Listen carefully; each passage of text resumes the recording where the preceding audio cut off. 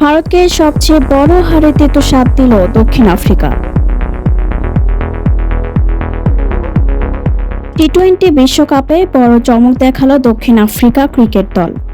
দাপুটে পারফরম্যান্সে ৭৬ রানের বিশাল ব্যবধানে হারিয়েছে ভারত ক্রিকেট দলকে, যা বিশ্বকাপ ইতিহাসে ভারতের সবচেয়ে বড় হার। তবে সেখান থেকেই ম্যাচে মোড় ঘুরিয়ে দেন ডেভিড মিলার। ৫ নম্বরে নেমে মাত্র ৩৫ বলে ৬৩ রানের ঝড়ো ইনিংস খেলেন তিনি। মাঝের ওভারে তাকে দারুণ সমর্থন দেন ডেওয়াল্ড ব্রেভিস ও ট্রিস্টান স্ট্যাবস।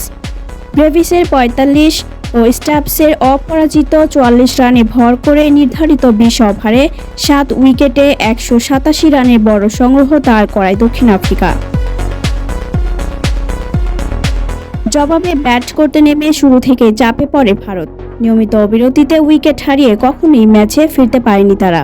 আগ্রাসী বোলিংয়ে ধস নামান মার্কো ইয়েনসেন ৪ উইকেট নিয়ে ম্যাচের গতিপথই বদলে দেন তিনি। স্পেনে কার্যকর ভূমিকা রাখেন কেশব মহারাজ। ভারতের ব্যাটিং লাইন আপে বড় কোনো প্রতিরোধ গড়ে ওঠেনি। একমাত্র লড়াই করেন শিবম দুবে, করেন ৪২ রান। তবে বল হাতে উজ্জ্বল ছিলেন জসপ্রীত বুমরা। ৪ ওভারে মাত্র ১৫ রান দিয়ে নেন ৩ উইকেট। শেষ পর্যন্ত ১১১ রানে অল আউট হয়ে বড় ব্যবধানে হার মানে ভারত।